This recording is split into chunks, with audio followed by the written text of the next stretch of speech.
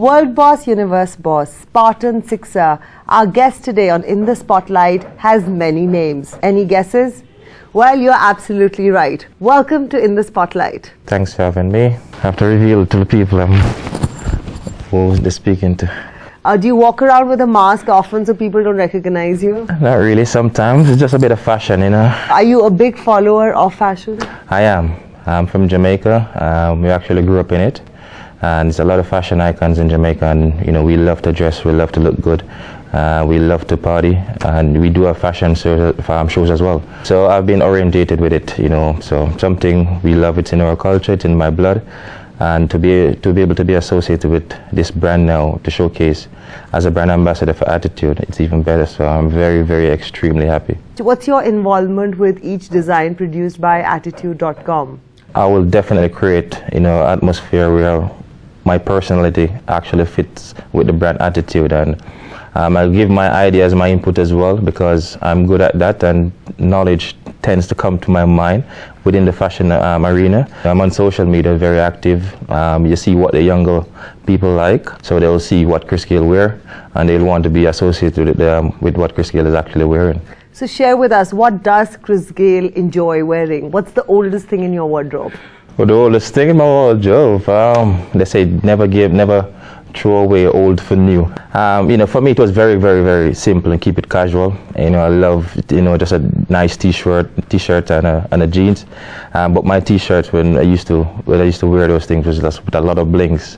You know, so if you check all my closet, you'll see every t-shirt have some sort of symbols on it, whether it's going to be bling or a nice picture. And you know, I love something to, you know, the atmosphere. There's something you have to look at and say, if you're not looking at me, you're looking at my shirt, so you still automatically will see me as well. So, you know, just something I just keep it very simple. I don't really like dressing up in the suit, but when I do, oh, I'm outstanding, even better. And what's a USP of Attitude.com? The USP? When you look at USP of Attitude.com, it's where you get the online. It's more online business. Now, we'll actually look to venture into stores, but for now, it's about a month, 2 months now. The business have actually been up and running, and you know, it will actually grow as we progress and as we go on. Great idea there. Now, talking about you growing up in Jamaica, tell us, what is it that Jamaicans eat? What's in your diet that there's so many sports people that come out of Jamaica? Give the Indians some tips. Well, it's actually ground provision food. We like your bananas and dumpling. You know, dumpling, we need it like flour. We need it from the flour. We love our chicken. Jerk chicken is more so what everybody talk about. Jerk pork, you know. But for me, my favorite is ackee and saltfish. It's like a fruit.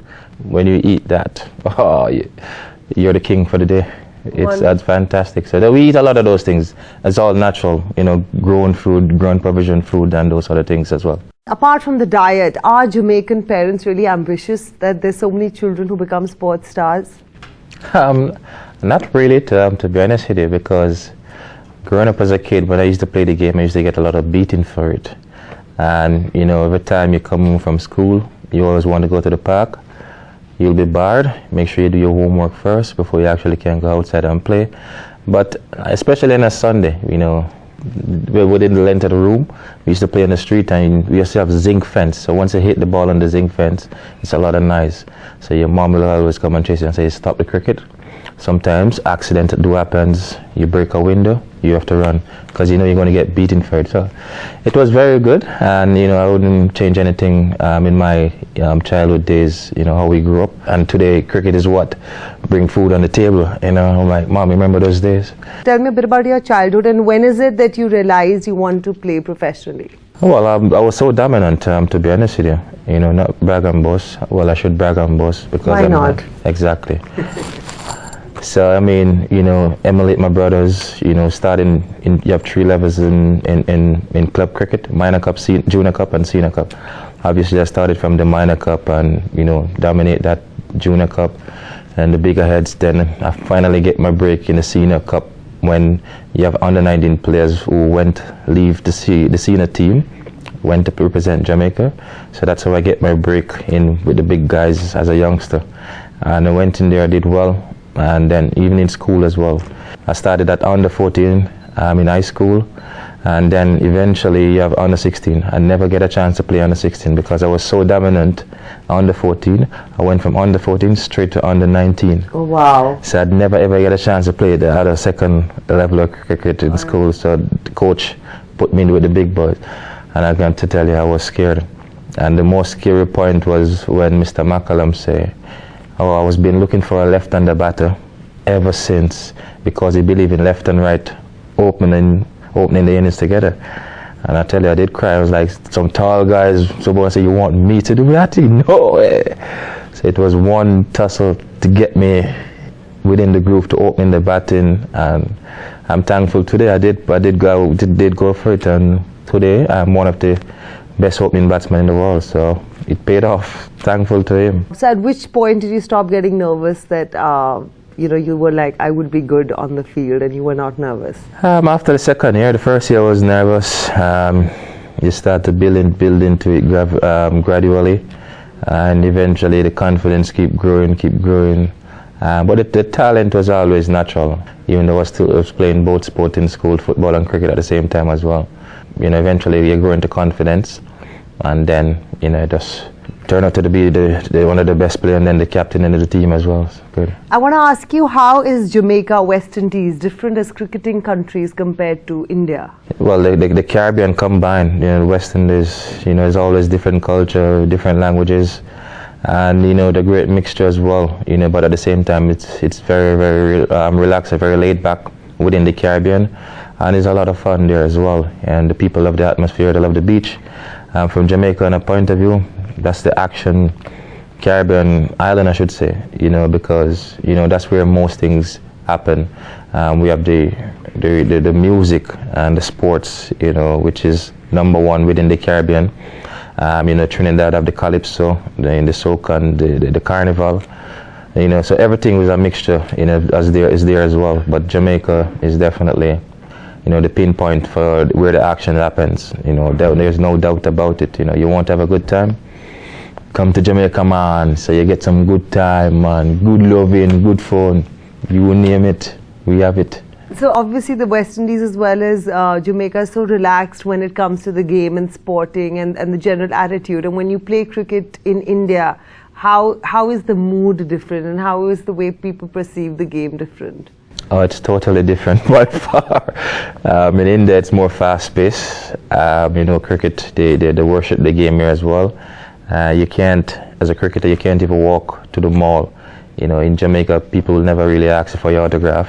You'll go to a party, you chill, they'll look at you, but that's about it, and say hi. Occasionally, somebody might ask for a photo, but in India, you can't party in peace. And how they go when you go into the lobby is always packed as well. Now your highest score in IPL has been 175. Yeah. Who do you think can beat that score? Which cricketer? It's any one of them possible. I'm not going to write off anyone.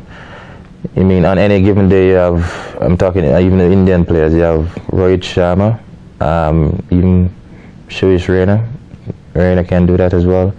International, you have Warner. Any given day you have Finch, AB de Villiers, those guys on any given days. Upcoming star Chris Lynn, those guys can get to even 190. So everybody said, listen me, Chris Gayle get 175, so 200 is possible. But I'll be the first to get that. And for RCB, whom do you prefer as a captain, Dhoni or Virat? Well, Dhoni never captained me, so I can't say who, but, Dhoni will always be a great captain, and he will always be India #1 captain. Goes without saying, whether he's finished or not. The legacy he's actually left behind is fantastic, superb. And he has passed on the baton to another great player, Virat Kohli, who will also look to set that sort of trend that MS Dhoni will, left. Tell us about your relationship with Virat Kohli. We had some great partnership together in the middle there, over 100-run partnership. Fantastic, batting with him as well. His charisma, in the middle, his passion towards the game as well. It's fantastic. And the energy he actually brings within a team as well is even superb as well. So in the RCB dressing room, whom are you close to? I tend to to be close to the younger Indian guys. Safraz Khan, Sachin Baby, Mandeep Singh. Those guys, we love to laugh, and Mr. Chal himself as well, Chal. So, those guys, we keep each other going by making fun of each other, and it's just fantastic, and, we build that bond. Who is a prankster in the RCB dressing room? It's not really a prankster still, but the people who get them going is actually me. Because whenever I do things, they will laugh, and how I say things, they will laugh. Even though they teach me all the bad words, when I say it, they laugh. So it's good fun. Now, you come to India really often. Do share with our audience your Indian itinerary. Are you here once a month, once in 2 months?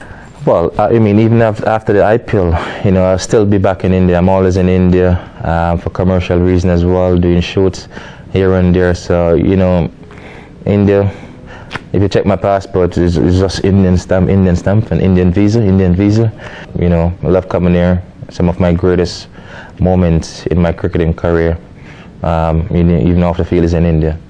You've met so many interesting Indians since you visit the country so often. Which has been your most interesting rendezvous? Mr. Amitabh Bachchan and Shah Rukh Khan. I've actually had the privilege to visit Mr. Bachchan at his home. Had coffee with him. So that was like, yes, two kings together. So that was superb to be at his home, and he said he's a fan, and I said, listen, I'm a fan as well, and always seeing you on TV since coming into India. So it was great to actually meet him and share some tea and some coffee with him. When I was KKR, to meet Mr. Khan as well. Good, great man, great personality as well. Very energetic, very fun, and he make you laugh, and the way he speaks as well, superb man. He's a great guy as well. Now, if you hadn't been a cricketer, which profession would you be pursuing at the moment? I'd be Cristiano Ronaldo. Wow. The best footballer in the world. I can now if I want to, but I won't take up that baton right now. Just leave it as it is. Let him ride it, or let him slide on the waves. But I teach him all those skills. So I'm very good. Trust me. You should see my foot movements. Of course. They say Chris Gayle don't have any foot movements in cricket. You should see me in football. This is In the Spotlight, and we're in conversation with cricketer Chris Gayle. After the break, he tells us how he felt when he made his 10,000th run in T20. Don't go anywhere. Take us through a day in your life in Jamaica. I love to sleep. I sleep in the day. In the night, I'll go and chill by my sports bar. And sometimes I don't even have to go anywhere, because I have my own entertainment at home as well. So I can bring the party to me. The party comes to me sometimes.